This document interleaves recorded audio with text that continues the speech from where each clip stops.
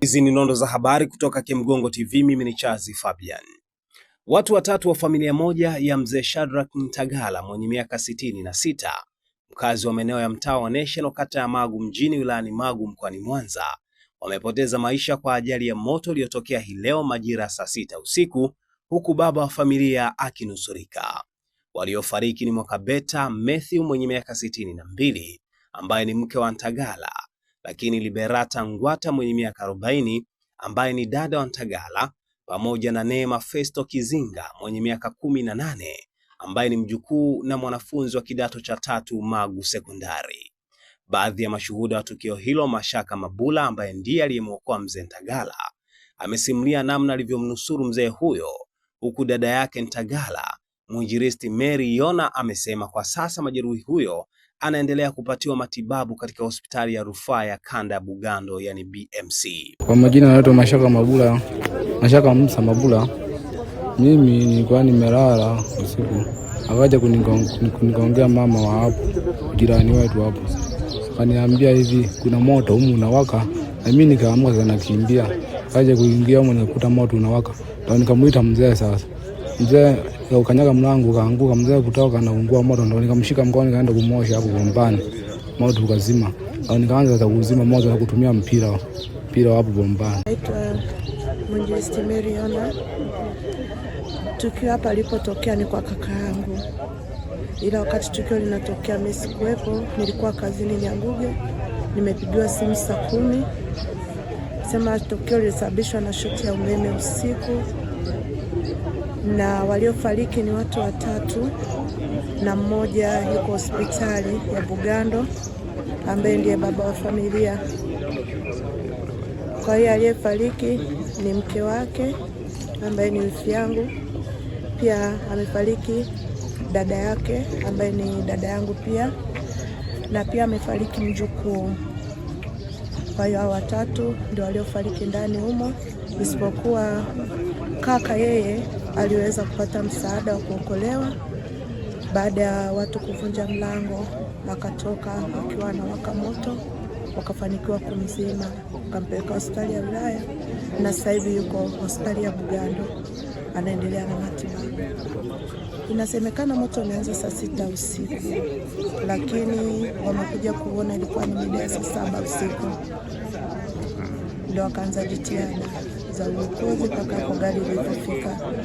Walianza uokozi majirani, lakini baadaye ndio ilikuja gari la zimamoto likafanikiwa kuzima moto, lakini wakati wote tayari tulikuwa tumeshateketea.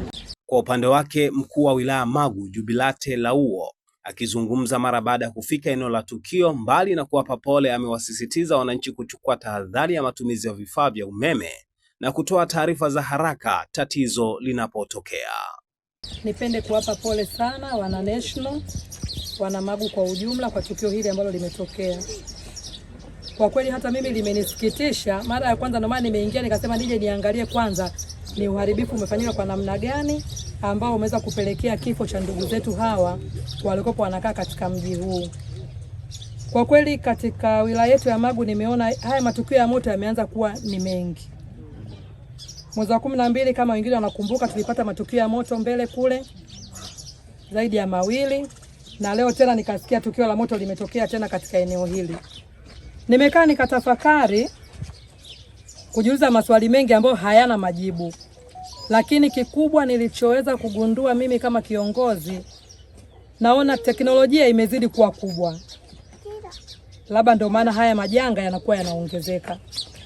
Tunaona ni kwa namna gani wengine wanapata majanga, wengine inatokea kwa ajili ya gesi, wengine kama hapa ni umeme. Ndio maana nimemuita hata manager wa TANESCO yuko hapa ili tuweze kujua ni nini kimeweza kusababisha huu moto umetokea. Kinachotakiwa sana ili kuweza kuzuia na kukabiliana na haya majanga, kila mmoja aweze kuwa makini na kuweza kuelewa jinsi tunavyoendana na huu mtandao wa kiteknolojia.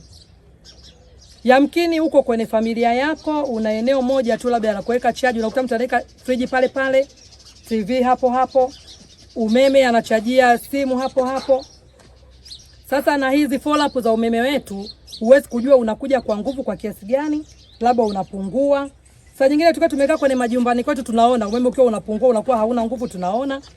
Ukija kwa nguvu tunaweza tunakuwa hatuwezi kufahamu.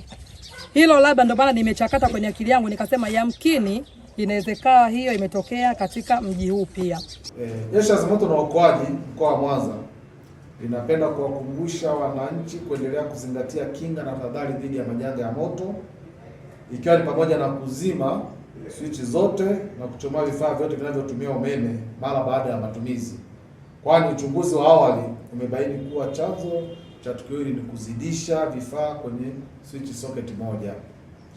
Na mwisho, Jeshi la Zimamoto na Uokoaji mkoa wa Mwanza linawahimiza wananchi wote kutoa taarifa mapema pindi wanapoona viashiria vya moto au dharura yoyote kwa kupiga namba ya dharura 114, kwa sababu tukio lilipotokea na kituo chetu cha zimamoto pale Magu ni ndani ya kilomita 2, lakini taarifa zilichelewa sana kufika na tumefika tumekuta tatizo limeshakuwa kubwa. Lakini wale waliobaini tukio wangekuwa wamepiga namba ya dharura 114, na kwa sababu eneo la tukio na kituo chetu cha zimamoto Magu vilipo sio mbali sana, pengine tungeweza kuokoa hata maisha ya watu waliopoteza.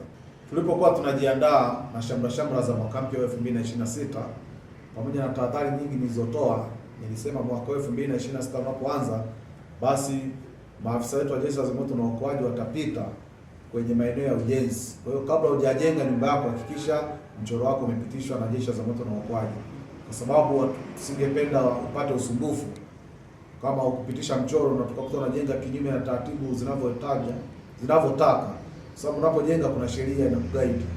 Kwa hiyo hakikisha mchoro wako umepita Jeshi la Zimamoto na Uokoaji ili uweze kupata ushauri kama sheria inavyotaka, kuepusha usumbufu unaweza kutokea, ikiwa ni pamoja na kusimamishiwa ujenzi, bomolewa na kadhalika. Kwa hiyo hakikisha mchoro wako umepita kwenye mamlaka zetu za Jeshi la Zimamoto na Uokoaji, umepata ushauri ili ujenge kulingana na kinga na tahadhari za moto zinavyohitaji. Lakini pia kuangalia kama umeacha nafasi kati ya jengo na jengo, ili dharura inapotokea magari yetu yaweze kupita kwa haraka na kwa usalama zaidi. Hasa hapa mkoa wa Mwanza tumefanikiwa sana kuwafikia wananchi kwa kuwapa elimu ya kinga na tahadhari za moto kupitia vyombo vya habari, lakini kupitia madawati yetu ya elimu. Kwa mfano, sisi tunao watu wa elimu wa kila siku wanakuwa wanapita sehemu mbalimbali. Stendi wapo kila siku, kwenye masoko tunapita na sehemu za biashara na huduma. Kwa hiyo watu wengi sasa hivi tayari wanayo elimu ya awali ya kinga na tahadhari dhidi ya majanga ya moto. Ndio maana walio wengi sasa hivi michoro wanaleta. Wachache waleti si kwa sababu hawana taarifa, ila labda ni kwa sababu tu ya ukaidi. Ila sasa tumefanikiwa kwa kiasi kubwa kwa sababu watu sasa hivi hata wanaouziana maeneo ambayo hayajapimwa wanazingatia kuacha njia. Kwa zamani isingekuwa rahisi watu kujenga na kuacha njia, lakini kwa sababu elimu tunayowapa wanaachiana njia ili msaada wa dharura ukihitajika uweze kufika vizuri. Lakini pia tumefanikiwa kwa sababu sasa hivi matukio yanapungua sana, na sasa hivi tumepunguza zile simu za uongo. Watu walikuwa wanachezea simu kwa sababu ni ya bure, namba 114 wanapiga, lakini sasa hivi mtu akipiga simu ikipokelewa wanakuwa tayari wanatoa taarifa. Wachache ni wale wanaochezea labda watoto na kadhalika, lakini sasa kwa sasa hivi simu za uongo zimepungua sana. Mtu akipiga namba ya dharura anakuwa kweli ana dharura.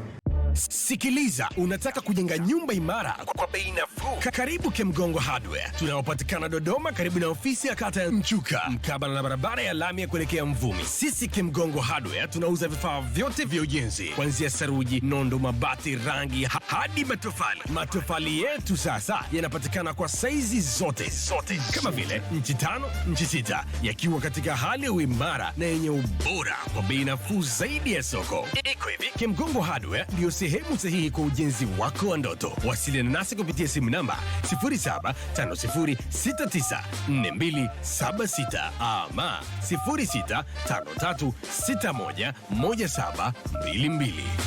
Kemgongo Hardware, karibu ujenge nasi kwa gharama nafuu.